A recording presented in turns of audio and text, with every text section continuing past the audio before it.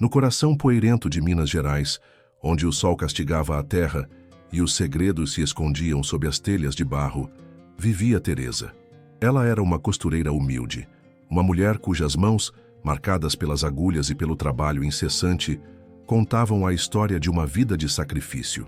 Desde a morte de sua mãe, anos atrás, um fardo pesado havia se assentado sobre seus ombros frágeis, o cuidado de um pai alcoólatra, Anselmo, e de 2 irmãos mais novos, Ramiro e Jonas, homens feitos que se recusavam a conhecer a dignidade do trabalho.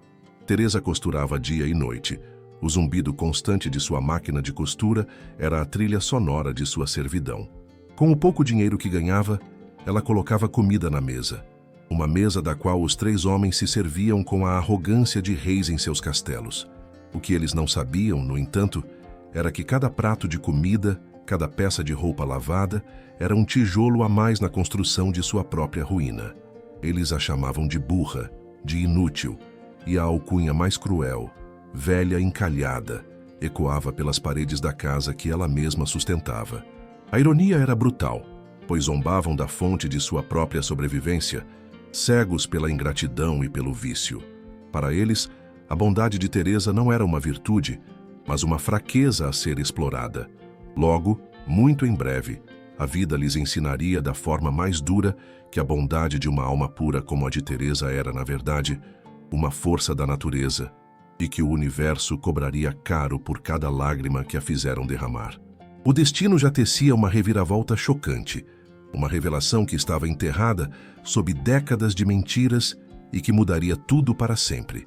A rotina de Teresa era um ciclo de dor e exaustão. Antes mesmo que o primeiro galo cantasse, ela já estava de pé, o corpo moído pela noite mal dormida num colchão fino e gasto.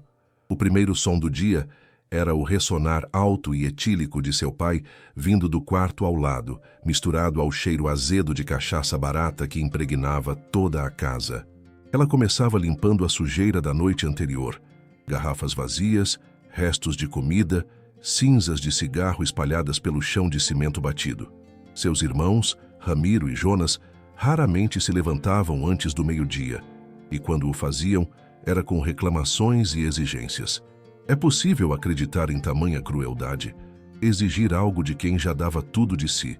Teresa preparava o café, um café fraco, pois o pó precisava durar o mês inteiro. Colocava na mesa o pão que comprara na véspera, com as moedas contadas de um trabalho de remendo. Muitas vezes, ela mesma ficava sem comer para que eles tivessem o suficiente. Eles comiam em silêncio, ou pior, entre resmungos. Ramiro, o mais velho dos irmãos, tinha os olhos frios e calculistas de um predador. Ele frequentemente vasculhava a bolsa de Teresa, pegando o pouco dinheiro que ela guardava para comprar linhas ou tecidos. Quando ela o confrontava com a voz trêmula de mágoa, ele apenas ria e dizia que ela, como irmã mais velha, tinha a obrigação de sustentá-los. Jonas, o mais novo, era igualmente cruel, mas de uma forma mais dissimulada. Ele quebrava as coisas e culpava o cansaço de Teresa. Quebrava agulhas de sua máquina de costura e dizia que ela era desleixada. Certa vez, ele derrubou propositalmente um ferro de passar quente sobre um vestido de noiva que Teresa passara a semana inteira bordando. O tecido de seda ficou com uma marca de queimadura irreparável e a cliente, furiosa, se recusou a pagar. Naquele dia, Teresa não teve dinheiro nem para o pão. Ela chorou em silêncio no seu quarto, o estômago roncando de fome, enquanto ouvia seus irmãos gargalhando na sala, alheios à sua dor. Anselmo, o pai, era a fonte de sua maior angústia. Quando sóbrio, era um homem amargo e silencioso. Bêbado, transformava-se num monstro de palavras venenosas. Ele se sentava em sua cadeira de balanço, com a garrafa na mão, e desfilava um rosário de humilhações.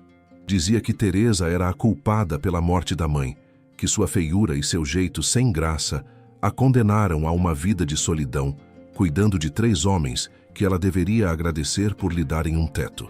O que Anselmo não sabia era que aquele teto, aquela casa, carregava um segredo terrível, uma verdade que, se viesse à tona, o destruiria completamente. Se ao menos Teresa soubesse a verdade sobre aquelas paredes, sobre sua própria origem, ela teria entendido que a devedora não era ela. Mas, por enquanto, Ela acreditava nas mentiras. Ela se encolhia sob o peso das acusações, sentindo-se cada vez menor, mais invisível. A sua bondade era como um poço sem fundo, e eles continuavam a tirar água, sem nunca se preocuparem em reabastecê-lo. Ela tentou buscar ajuda. Uma vez, conversou com o padre da cidade, um homem de olhos cansados que lhe aconselhou a ter paciência e a orar. Ele disse que seu sofrimento era uma cruz que ela deveria carregar com resignação, que Deus recompensaria sua abnegação. Outra vez, desabafou com uma vizinha, Dona Elsa, que ouviu tudo com pena nos olhos, mas no dia seguinte, apenas lhe ofereceu um prato de comida, como se a caridade pudesse curar a ferida aberta em sua alma. Ninguém intervinha. A cidade via a família como um caso perdido e Teresa como a mártir silenciosa daquela tragédia doméstica. Todos viam, mas ninguém agia. E a cada dia, a injustiça se tornava mais pesada, mais insuportável. A vida parecia um túnel escuro sem fim. Mas o destino, com seus planos misteriosos, já estava movendo as peças em seu tabuleiro. Uma luz estava prestes a surgir no fim daquele túnel, e ela viria na forma de um estranho que chegaria à cidade trazendo consigo as chaves do passado. Com o passar dos anos, o corpo de Teresa começou a ceder. Uma tosse seca e persistente se instalou em seu peito, e suas mãos, antes ágeis, agora tremiam e doíam com o frio da manhã. A visão ficava turva, após horas a fio, forçando os olhos sob a luz fraca de um lampião. Ela emagreceu, e seus ombros, antes retos, agora se curvavam para a frente, como se o peso do mundo estivesse literalmente sobre suas costas. A sua beleza, que um dia fora sutil e delicada, se esvaiu, substituída por um véu de cansaço e tristeza profunda. Seus irmãos e seu pai não notaram, ou não se importaram. Para eles, ela era apenas uma peça da mobília, uma ferramenta que continuava a funcionar, ainda que com ruídos e falhas. Você consegue imaginar a dor dessa figura materna? Embora não fosse mãe deles no sentido biológico, ela os criara, os alimentara, os vestira, e o pagamento era o mais absoluto desprezo. A crueldade deles se intensificou.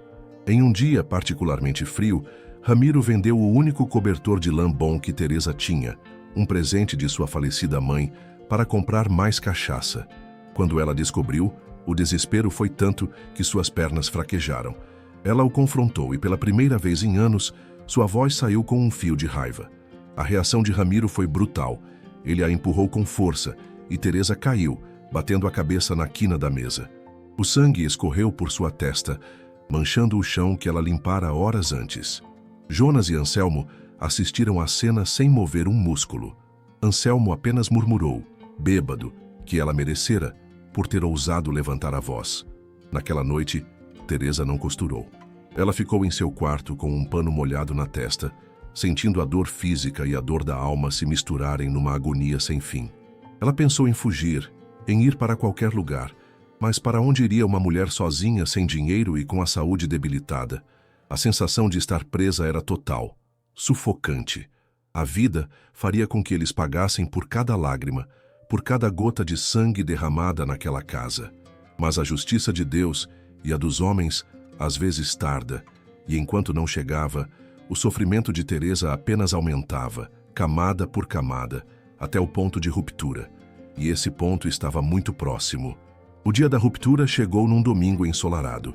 Teresa, sentindo-se mais fraca do que nunca, vestiu seu melhor vestido, um tecido simples que ela mesma costurara, e caminhou lentamente até a pequena igreja no centro da cidade. Ela não foi para rezar por seus agressores, nem mesmo para pedir forças. Ela foi porque não sabia mais para onde ir. Sentou-se no último banco, um lugar discreto para os que se sentem invisíveis. O sermão do padre sobre perdão e compaixão soava como um eco distante e sem sentido. Em seu coração não havia mais espaço para o perdão. Havia apenas um deserto de exaustão. Foi então que, num sussurro que mal moveu seus lábios, ela proferiu a frase que estava engasgada em seu peito há anos, a síntese de sua existência dolorosa. Eu fui boa demais com quem não merecia. Naquele exato momento, um homem sentado poucos bancos à frente virou a cabeça discretamente. Seu nome era Lucas, e ele era novo na cidade. Um advogado da capital, bem vestido e de olhar atento, que viera a Minas para resolver pendências da herança de sua avó, falecida recentemente. O sussurro de Teresa, carregado de uma dor tão genuína, o atingiu de forma inesperada. Ele a observou. A palidez, as mãos trêmulas, a aura de sofrimento que a envolvia. Ninguém poderia imaginar que aquele encontro casual, aquele sussurro perdido no meio de uma missa, seria a faísca que incendiaria o passado e traria a verdade à luz. Após a missa, Lucas viu Teresa se levantar com dificuldade. Um instinto o impeliu a se aproximar. Ele ofereceu ajuda, com uma gentileza que a surpreendeu. Teresa, desacostumada a qualquer forma de amabilidade, apenas agradeceu com um aceno de cabeça e se apressou para sair. Mas Lucas não desistiu. Ele a seguiu e, do lado de fora da igreja, insistiu. A senhora não parece bem. Permita-me acompanhá-la até sua casa. Relutante, Teresa aceitou. Durante a curta caminhada, Lucas, com sensibilidade, começou a fazer perguntas sobre a cidade, sobre as famílias antigas. Foi quando ele mencionou o nome de sua avó, Elvira de Andrade. Ao ouvir o nome, uma memória antiga e nebulosa piscou na mente de Teresa. Ela se lembrava de sua mãe muitos anos atrás, mencionando uma Dona Elvira, com uma mistura de carinho e tristeza. Mas a conexão era fraca, e ela estava cansada demais para pensar. Chegaram à frente da casa de Teresa. Lucas olhou para a fachada mal cuidada, para as janelas sujas, e sentiu um calafrio. Ele reconheceu a casa pelas fotos antigas que sua avó guardava. Era a casa dela. A casa que, segundo as histórias da família, fora perdida de forma injusta e nebulosa após a morte de seu avô. Naquele momento, Ramiro apareceu na porta, o rosto inchado de sono e álcool. Ele olhou para Lucas com desconfiança e depois para Teresa com desprezo. O que é isso, Teresa? Já arrumou um namoradinho na sua idade? A humilhação pública fez o rosto de Teresa corar de vergonha. Lucas, porém, manteve a calma. Ele sentiu a hostilidade no ar, a dinâmica doentia daquela família. Ele se despediu educadamente, mas em sua mente as peças começaram a se encaixar. O sussurro de dor na igreja, a mulher sofrida, a casa que pertencia à sua avó, o irmão agressor. Havia algo muito errado ali. O destino tinha uma surpresa guardada e Lucas sentia que era seu dever desvendá-la. Ele começou sua própria investigação. Foi ao cartório da cidade, pediu para ver os registros antigos da propriedade. O escrivão, um senhor idoso, olhou para ele com curiosidade. A casa de Dona Elvira. Uma história triste. Depois que o marido dela morreu, ela ficou muito doente. Um funcionário dela, um tal de Anselmo, cuidou das coisas. E, de repente, a casa era dele. Sempre achei essa história mal contada. Lucas examinou os documentos. A transferência de propriedade era uma bagunça. Havia uma assinatura que parecia forjada, uma data que não batia. Era uma fraude, e uma fraude grosseira. Ele percebeu que Anselmo, o pai de Teresa, era o homem que havia roubado sua avó. Mas a pergunta que o assombrava era: qual era o papel de Teresa em tudo aquilo? Seria ela uma cúmplice ou outra vítima? A imagem de seu rosto sofredor na igreja respondia a essa pergunta. Ela era, sem dúvida, a maior vítima de todas. Enquanto Lucas juntava as provas legais, Teresa, movida pela fagulha de esperança que a gentileza dele acendera, fez algo que não fazia há anos. Ela decidiu arrumar o velho baú de sua mãe, que ficava num canto empoeirado de seu quarto. Sempre o considerara um santuário intocável. Seus irmãos zombavam do baú, dizendo que continha apenas tranqueiras de velha. Ao abri-lo, o cheiro de lavanda seca e de tempo invadiu suas narinas. Dentro, havia retalhos de tecido, carretéis de linha e, debaixo de tudo, uma pequena caixa de madeira fechada com uma chave minúscula. Teresa encontrou a chave numa pequena bolsa de veludo. Com as mãos trêmulas, ela abriu a caixa. O que encontrou lá dentro faria seu mundo virar de cabeça para baixo. A ironia era brutal.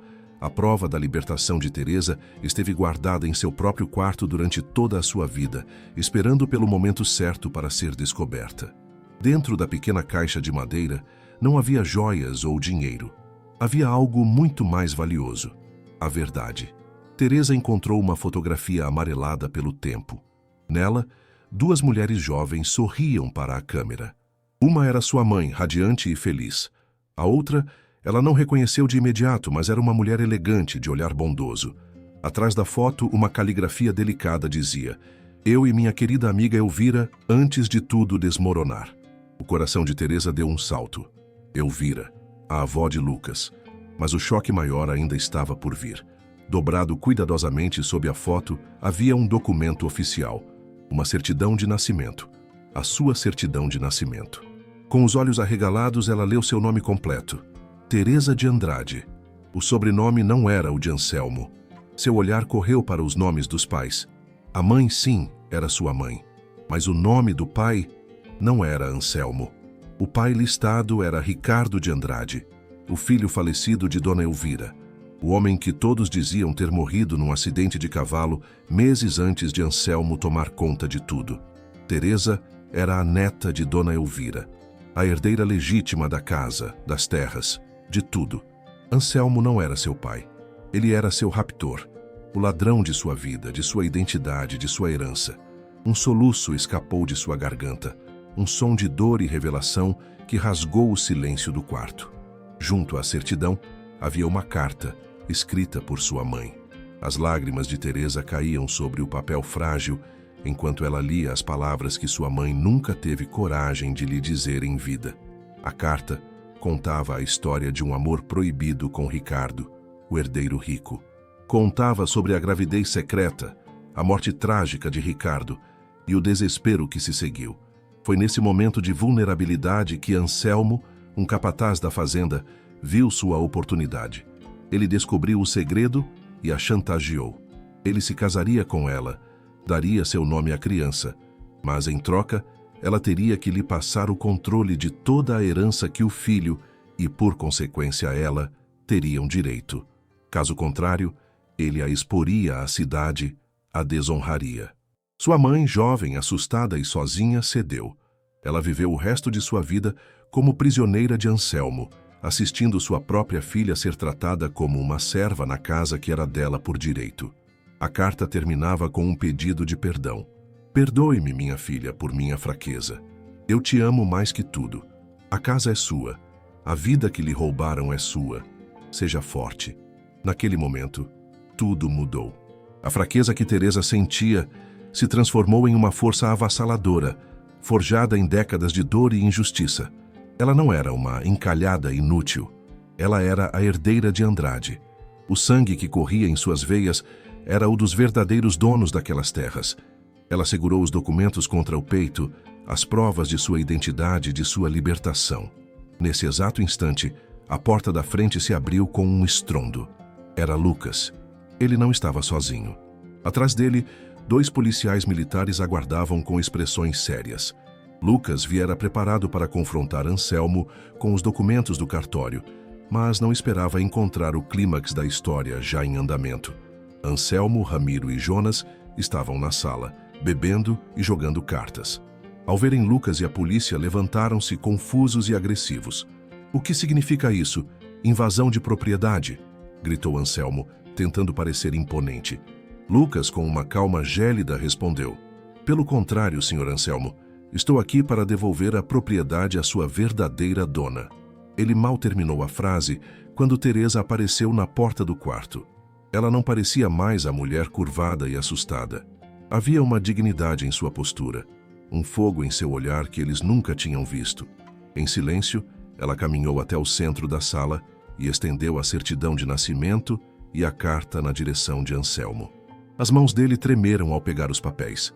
Seus olhos correram pelas linhas, e seu rosto, já avermelhado pelo álcool, tornou-se mortalmente pálido. O castelo de mentiras que ele construiu por 40 anos desabou em um único segundo. Ramiro e Jonas olharam do pai para os papéis, a arrogância em seus rostos se desmanchando em puro pânico. A verdade detonou no meio daquela sala com a força de uma bomba. O homem que a chamava de bastarda era o verdadeiro impostor. Os filhos que zombavam de sua condição de agregada eram os verdadeiros parasitas.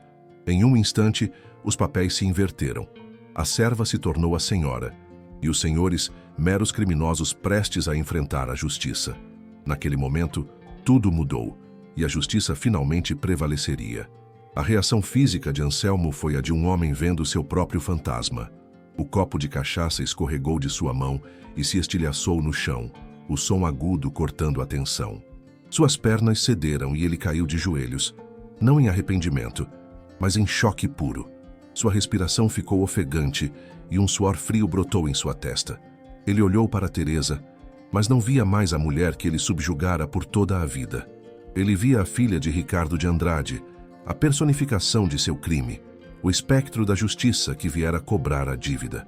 Ramiro e Jonas ficaram paralisados. O cérebro deles, lento pelo álcool e pela complacência, lutava para processar a magnitude da revelação. Eles não eram filhos de um proprietário de terras, eram filhos de um ladrão. A casa onde cresceram, a comida que comeram, o ar que respiraram, tudo fora roubado. A humilhação começou a corroer suas entranhas. Eles olharam para Teresa, a irmã que sempre trataram como lixo, e pela primeira vez a viram como ela era, a dona de tudo. O poder havia mudado de mãos de forma tão abrupta e total que o ar na sala parecia rarefeito. Anselmo, disse Lucas, a voz firme e cortante, o senhor está preso por fraude, falsificação de documentos, apropriação indébita e cárcere privado. Os policiais avançaram. Um deles algemou as mãos de Anselmo, que não ofereceu resistência. Ele estava derrotado, um saco vazio de arrogância. O outro policial se virou para Ramiro e Jonas. Vocês dois também virão conosco.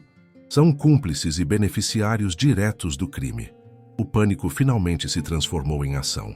Não, nós não sabíamos de nada, gritou Ramiro, a voz esganiçada. Jonas começou a chorar, um choro patético de covardia. Teresa, pelo amor de Deus, diga a eles, nós somos seus irmãos. Teresa olhou para ele, o rosto uma máscara de serenidade fria.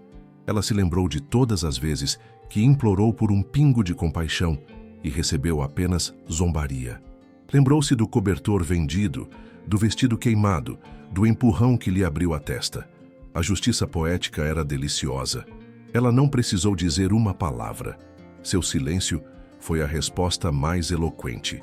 A notícia se espalhou pela pequena cidade como um incêndio. Vizinhos, atraídos pela chegada da viatura policial, saíram para suas varandas e janelas. A cena era um espetáculo que eles jamais esqueceriam.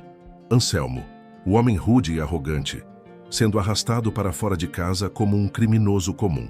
Ramiro e Jonas, os valentões da vizinhança, chorando e implorando enquanto eram algemados.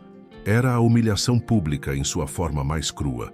Dona Elsa, a vizinha que sentia pena, agora olhava com uma mistura de choque e admiração para Teresa, que observava tudo da porta de sua, agora oficialmente sua, casa. A dignidade de Teresa era a sua maior vitória. Ela não gritou, não os acusou, não se rebaixou ao nível deles. Ela apenas assistiu à lei seguindo seu curso, a colheita inevitável do mal que eles plantaram. No julgamento, a história completa veio à tona. A carta da mãe de Teresa foi lida em voz alta, e o tribunal ficou em silêncio, chocado com a profundidade da crueldade e da traição. As provas que Lucas apresentara eram irrefutáveis. O testemunho de antigos moradores da cidade corroborou cada detalhe. Anselmo foi condenado a uma longa pena de prisão. Sua saúde, já debilitada pelo álcool, deteriorou-se rapidamente atrás das grades. Ramiro e Jonas, condenados como cúmplices, também receberam sentenças de vários anos. Eles perderam tudo. A casa, a falsa posição social, a liberdade. Foram reduzidos ao que sempre foram por dentro. Nada. Na prisão, sem Teresa para servi-los, eles tiveram que aprender a dura realidade da sobrevivência. Ninguém mais os chamava de patrões. Eram apenas mais dois detentos pagando por sua crueldade. A justiça, por fim, fora servida, e a queda deles foi completa e merecida. O karma nunca esquece. E para aquela família, a conta chegou com juros altíssimos. Passaram-se 2 anos. A casa, que antes era um antro de tristeza e opressão, agora respirava vida. Teresa, com a ajuda de Lucas, que se tornara seu amigo mais fiel e administrador de seus bens recuperados, reformou completamente a propriedade. As paredes foram caiadas de um branco luminoso. As janelas ganharam cortinas de renda feitas por suas próprias mãos, e o jardim, antes abandonado, explodiu em cores com flores de todos os tipos. A velha e barulhenta máquina de costura foi substituída por várias máquinas novas e modernas. Onde antes havia o som de discussões e humilhações, agora havia o som de risadas e aprendizado. Teresa realizou um sonho antigo.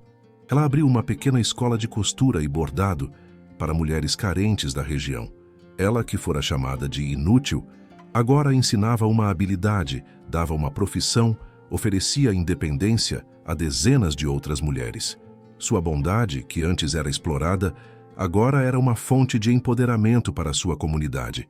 Ela se tornou Dona Teresa de Andrade, uma figura respeitada e querida por todos. As marcas do sofrimento em seu rosto foram suavizadas por sorrisos genuínos. Ela ainda era uma mulher simples, mas agora possuía uma força e uma serenidade que inspiravam a todos. Lucas estava sempre por perto. A amizade deles era um porto seguro para ambos, uma parceria baseada em respeito mútuo e justiça. Foi ele quem, numa tarde ensolarada no Jardim Florido, disse as palavras que Teresa esperou a vida inteira para ouvir. As palavras que curaram a última ferida em sua alma. Você merece ser feliz, Teresa. E pela primeira vez, ela acreditou. A felicidade não era um sonho distante, mas uma realidade que ela construíra com as próprias mãos. A queda de seus algozes foi completa e permanente. Anselmo morreu na prisão, um homem esquecido e amargurado. Ramiro e Jonas, ao saírem da cadeia anos depois, eram homens quebrados, sem ter para onde ir ou a quem recorrer. A cidade lhes virou as costas. Eles se tornaram párias, a personificação da ingratidão e da maldade, vivendo de biscates e da caridade alheia, sempre à sombra da casa majestosa que um dia lhes pertencera por fraude e que agora era um símbolo da vitória de Teresa. Esta história, por mais chocante que pareça, nos deixa uma lição poderosa e inescapável.